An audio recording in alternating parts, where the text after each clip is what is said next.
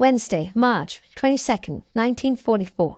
Dearest Kitty, I received this letter last night from Margaret.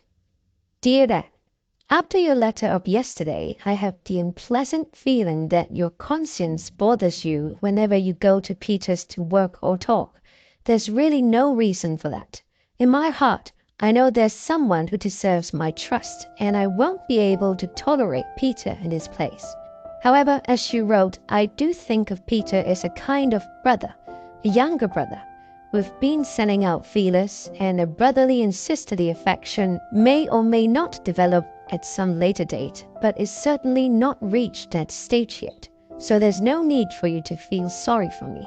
Now that you've found companionship, enjoy it as much as you can.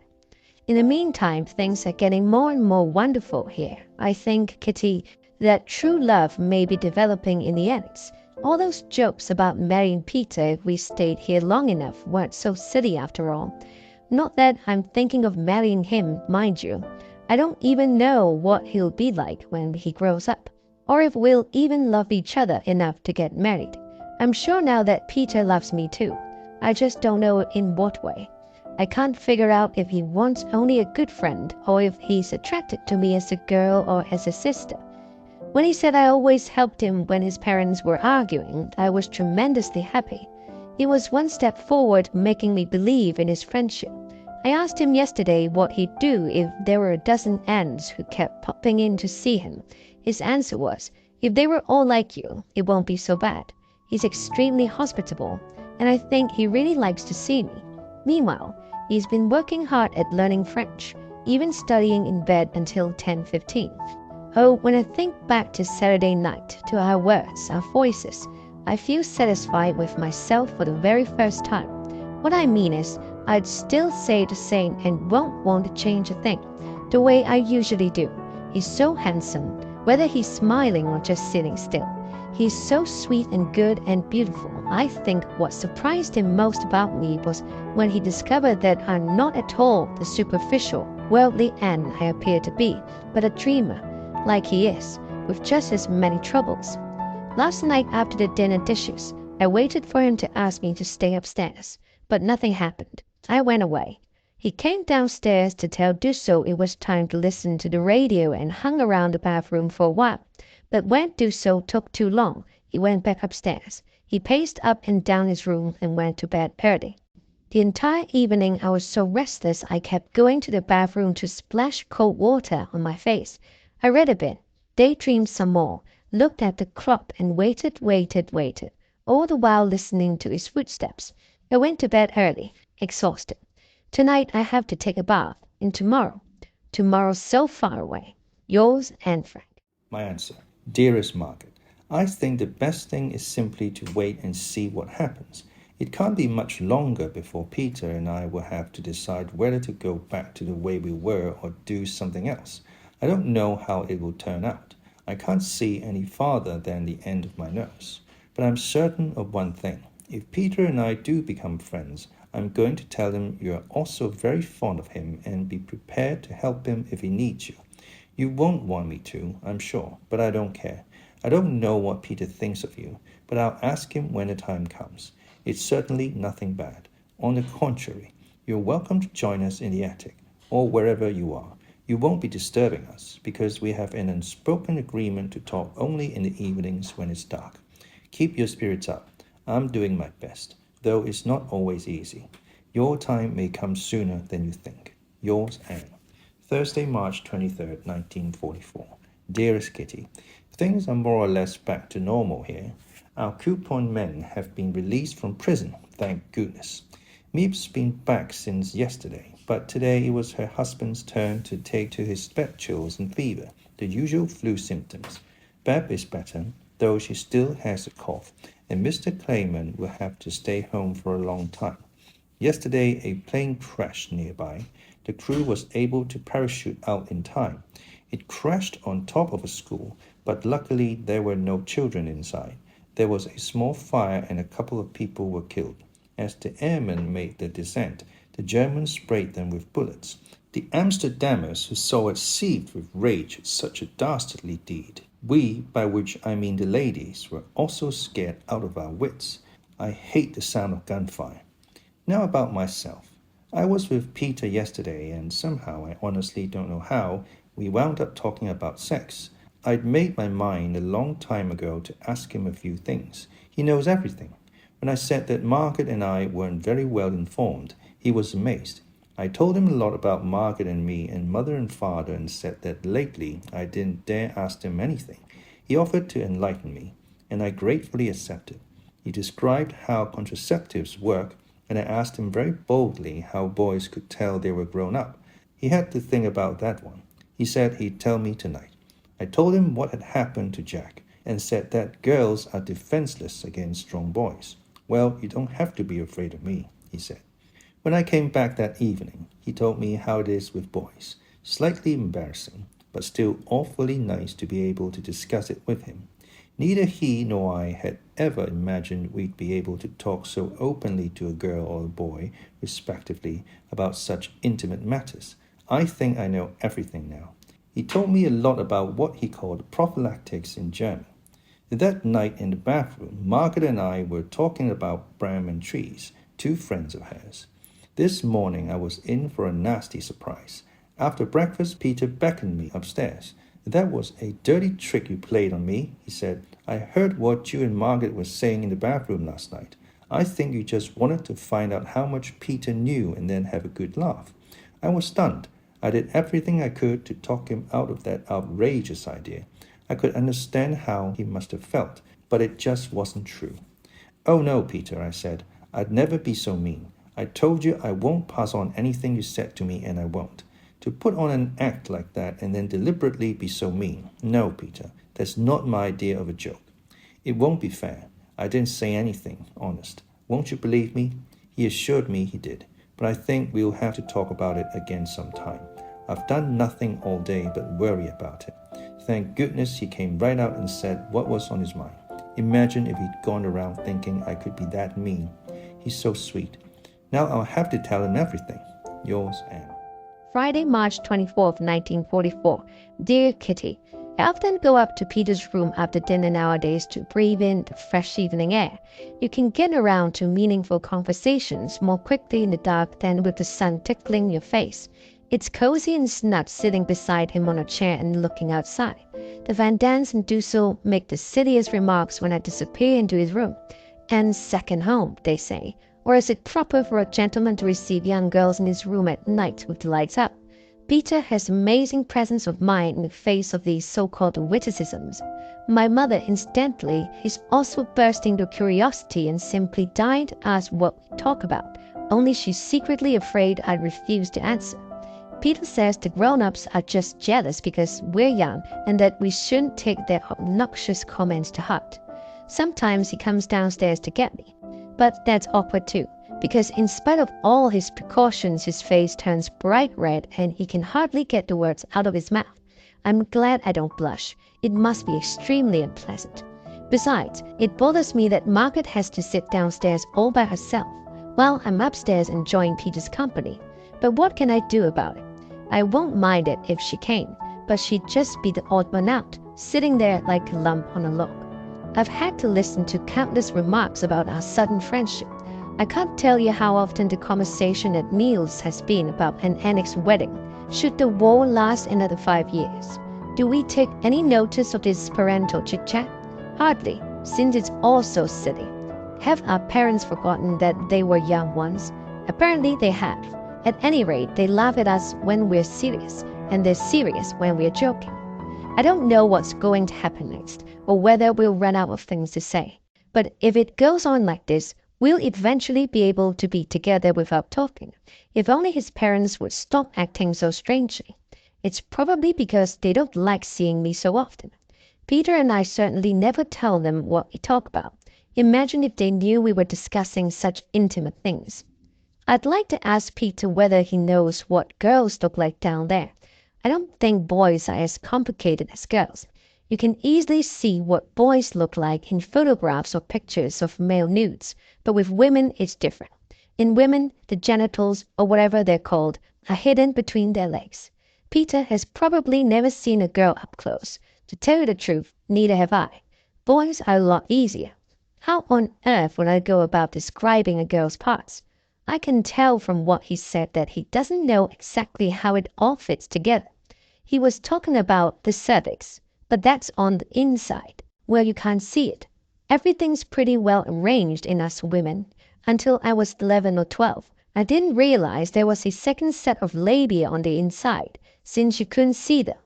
What's even funnier is that I thought urine came out of the clitoris. I asked mother one time what the little bump was, and she said she didn't know. She can really play dumb when she wants to. But to get back to the subject, how on earth can you explain what it all looks like without any models? Shall I try anyway? Okay, here goes. When you're standing up, all you see from the front is hair. Between your legs there are two soft, cushiony things, also covered with hair, which press together when you're standing, so you can't see what's inside. They separate when you sit down, and they're very red and quite fleshy on the inside. In the upper part, between the outer labia, there's a fold of skin that, on second thought, looks like a kind of blister. That's the clitoris. Then come the inner labia, which are also pressed together in a kind of crease. When they open up, you can see a fleshy little mound, no bigger than the top of my thumb. The upper part has a couple of small holes in it, which is where the urine comes out. The lower part looks like if it were just skin, and yet that's where the vagina is. You can barely find it because the folds of skin hide the opening. The hole's so small I can hardly imagine how a man could get in there, much less how a baby could come out. It's hard enough trying to get your index finger inside. That's all there is, and yet it plays such an important role. Yours, Anne Frank. Saturday, March 25th, 1944. Dearest Kitty, you never realize how much you've changed until after it's happened. I've changed quite drastically. Everything about me is different. My opinions, ideas, critical outlook, inwardly, outwardly, nothing's the same. And I might safely add, since it's true, I've changed for the better. I once told you that, after years of being adored, it was hard for me to adjust to the harsh reality of grown-ups and rebukes. But father and mother are largely to blame for my having to put up with so much. At home they wanted me to enjoy life, which was fine. But here they shouldn't have encouraged me to agree with them and only shown me their side of all the quarrels and gossip. It was a long time before I discovered the score was 50-50. I now know that many blunders have been committed here, by young and old alike. Father and mother's biggest mistake in dealing with the Van Dans is that they're never candid and friendly. Above all, I want to keep the peace, and to neither quarrel nor gossip. With father and Margaret, that's not difficult. But it is with mother, which is why I'm glad she gives me an occasional rap on the knuckles.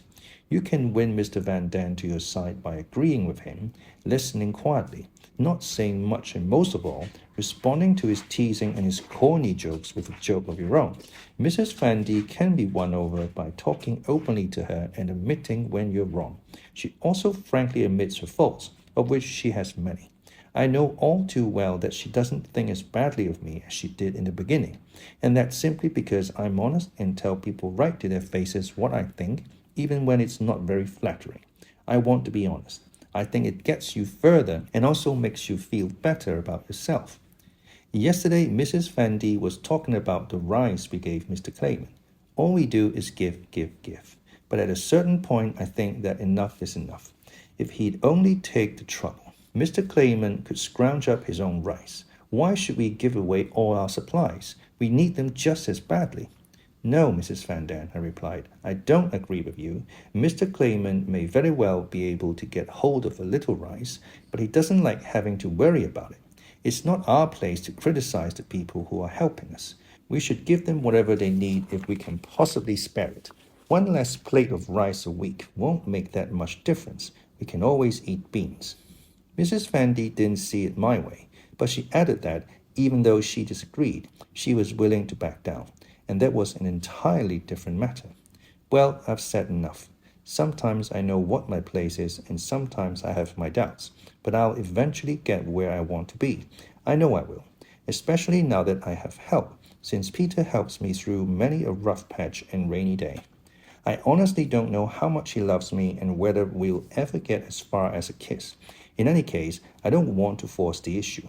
I told father I often go see Peter and asked if he approved, and of course he did. It's much easier now to tell Peter things I'd normally keep to myself.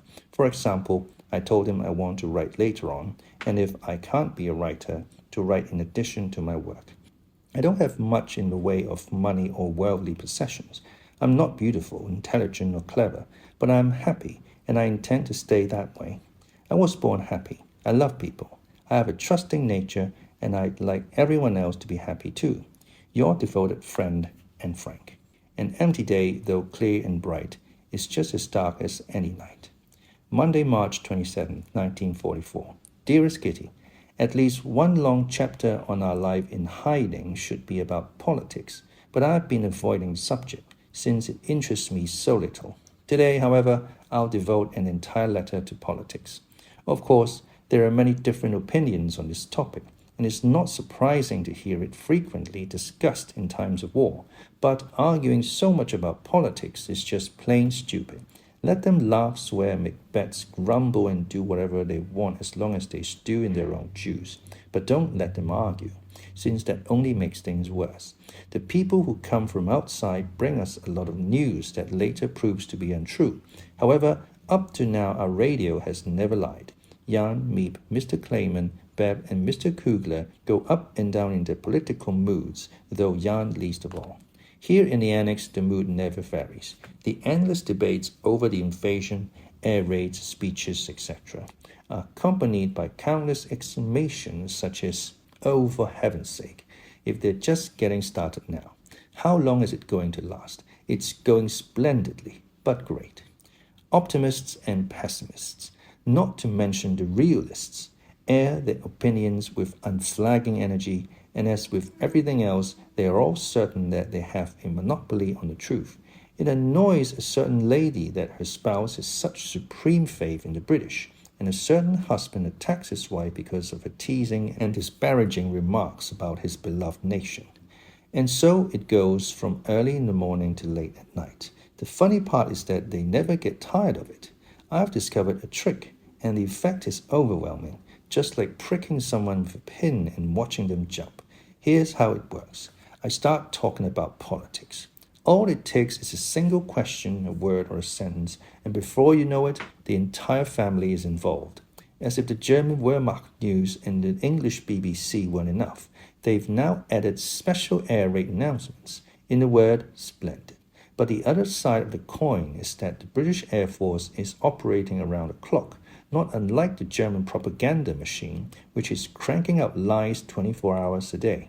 So the radio is switched on every morning at night and is listened to every hour until 9, 10, or even 11 at night. This is the best evidence yet that the adults have infinite patience, but also that their brains have turned to mush. One broadcast, 2 at the most, should be enough to last the entire day. But no, those old nincompoops. Never mind. I've already said it all. Music while you work. The Dutch broadcast from England, Frank Phillips, or Queen Wilhelmina, they each get a turn and find a willing listener. If the adults aren't eating or sleeping, they're clustered around the radio talking about eating, sleeping, and politics. Phew, it's getting to be a bore, and it's all I can do to keep from turning into a dreary old croon myself. Though with all the old folks around me, that might not be such a bad idea. Here's a shining example, a speech made by our beloved Winston Churchill. 9 o'clock, Sunday evening, the teapot, under its cozy, is on the table, and the guests enter the room. Dussault sits to the left of the radio, Mr. Van D in front of it, and Peter to the side. Mother is next to Mr. Van D, with Mrs. Van D behind them. Margaret and I are sitting in the last row and Pim at the table. I realize this isn't a very clear description of our seating arrangements, but it doesn't matter. The men smoke. Peter's eyes close from the strain of listening. Mama is dressed in her long, dark negligee. Mrs. Van D is trembling because of the planes, which take no notice of the speech but fly blithely on toward Essen. Father is slurping his tea, and Margaret and I are united in a sisterly way by the sleeping Moshi, who has taken possession of both our knees. Margaret's hair is in curlers, and my nightgown is too small, too tight, and too short. It all looks so intimate, cozy, and peaceful, and for once it really is. Yet I await the end of the speech with dread. They're impatient, straining at the leash to start another argument. Psst, psst. Like a cat luring a mouse from its hole, they goad each other into quarrels and dissent. Yours, Anne. Tuesday, March 28, 1944. My dearest Kitty, as much as I'd like to write more on politics, I have lots of other news to report today.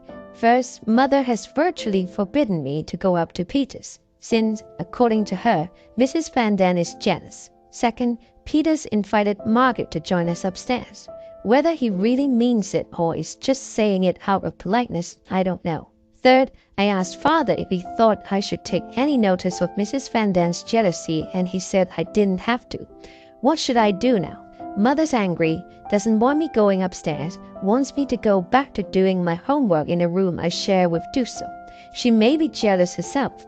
Father doesn't begrudge us those few hours and thinks it's nice we get along so well. Margaret likes Peter too, but feels that 3 people can talk about the same things as 2. Furthermore, Mother thinks Peter's in love with me. To tell you the truth, I wish he were. Then we'd be even, and it'd be a lot easier to get to know each other. She also claims he's always looking at me. Well, I suppose we do give each other the occasional wink, but I can't help it if he keeps admiring my dimples, can't I? I'm in a very difficult position. Mother's against me and I'm against her. Father turns a blind eye to the silent struggle between Mother and me. Mother is sad because she still loves me, but I'm not at all unhappy because she no longer means anything to me. As for Peter, I don't want to give him up. He's so sweet and I admire him so much. He and I could have a really beautiful relationship. So why are the old folks poking their noses into our business again?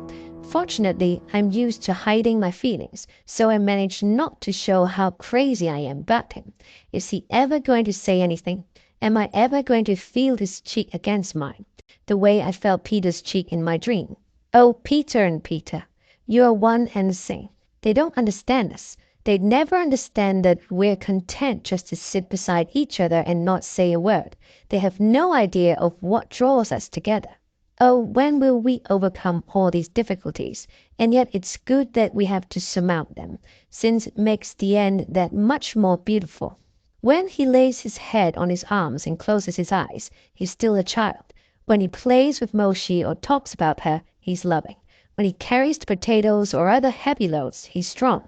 When he goes to watch the gunfire or walks through the dark house to look for burglars, he's brave. And when he's so awkward and clumsy, he's hopelessly endearing. It's much nicer when he explains something to me than when I have to teach him. I wish he were superior to me in nearly every way. What do we care about our 2 mothers? Oh, if only he'd say something. Father always says I'm conceited, but I'm not. I'm merely vain. I haven't had many people tell me I was pretty, except for a boy at school who said I looked so cute when I smiled. Yesterday, Peter paid me a true compliment. And just for fun, I'll give you a rough idea of our conversation.